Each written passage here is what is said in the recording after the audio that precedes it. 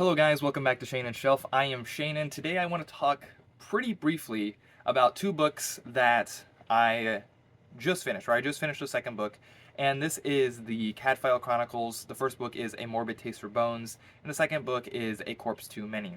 Now, this is part of a 21 book series by Ellis Peters, and Ellis Peters is actually just a pen name for Edith Peters, and all these books were written between the 70s and the 90s, and they are mystery.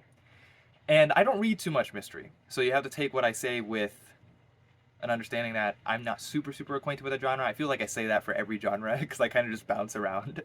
But either way, these are medieval mysteries, and that was one of the big reason why I read it, because I read a couple mysteries recently. In fact, I just had a video come out with my wife because we read them together about the first two books for the Frey and McGray mystery series, and that was much. It was a those have been written recently, and it was much more gruesome, fast paced, historical, but not as historical as like old as this. So this takes place in the Middle Ages. It takes place in the 12th century, and our main character is not just it's the Cadfael Chronicles. He is Brother Cadfael. He is a Benedictine monk, and these were recommended by my twin brother, and I definitely appreciated the medieval setting. I found it charming. I'm definitely interested in the Middle Ages, although I'm not as well studied uh, on them as I would like to be.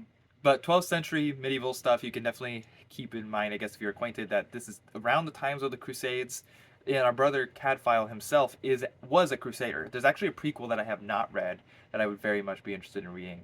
I'm gonna put my reading of this series on hold because there's so many of them. I can see that being intimidating for some people, especially completionists.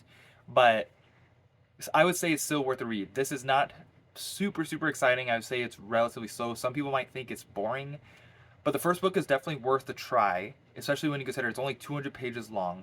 I do think the second one, A Corpse Too Many, is better than the first one. And I do also think that you could get away with not reading the first one and you just wanted to read straight to the second one.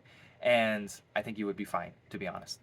But I don't usually do stuff like that. I don't really feel okay doing that. But if you are the type that do that, then feel free to do that. The first book takes place almost entirely in Wales, but the monastery he lives at is in Shrewsbury, England, and right near Wales. And so and he is actually Welsh himself ethnically. He's lived around a lot of different places, especially he was a crusader. He spent a lot of time in the Near East and such like that. And he is definitely more secular than the rest of the monks. Definitely the most interesting. He's obviously the main character. He's a very like kind of fatherly figure. He's kind of like a mentor type buddy to a couple of characters, both young men and young women, in both the first two books. He's a very likable character. He's very clever, very smart, very understanding and kind. I think some people might perhaps think, I don't know what her religious beliefs were. Some people might think it perhaps gives monks, or specifically maybe Catholics, a bad look because some of the other monks are kind of naive or worse, especially in the first book. But regardless, it didn't bother me. But I am not Catholic. But the whole monastic life, he pretty much works in the gardens and takes care of their herbs. And very charming, very cozy. I'm not sure again if cozy is necessarily if there is such a genre people call cozy mystery, but I would definitely describe this as cozy mystery. Nice, mild reading. The setting was really fun. I really liked it. The second book takes place with King Stephen and Queen Maud for that pretty early English Civil War, and I think that was a nice dynamic. It almost felt like it was on the forefront, and the crime the crime he was trying to solve was put on the back burner for a good chunk of that book, but it didn't bother me. I actually, again, really enjoyed it. So I could recommend the Cadfael Chronicles. I could specifically recommend A Morbid Taste for Bones, and even more so, A Corpse Too Many.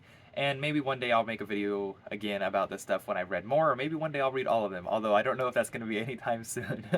But either way, please feel free to like and subscribe. And also, there is a TV show on this series I should mention. I've not watched it. I know in the United States you can watch it. I think there are some full episodes on YouTube. It's been out since the 90s. And but But also, I think on BritBox you can watch. I think there's about 4 seasons, if I remember correctly. I looked at it that briefly. I didn't realize it was a thing. But if you have seen that, let me know. Feel free to mention in the comments if it's also worth a watch, I suppose. But again, feel free to like, subscribe. Also, please comment. And I will see you guys next time.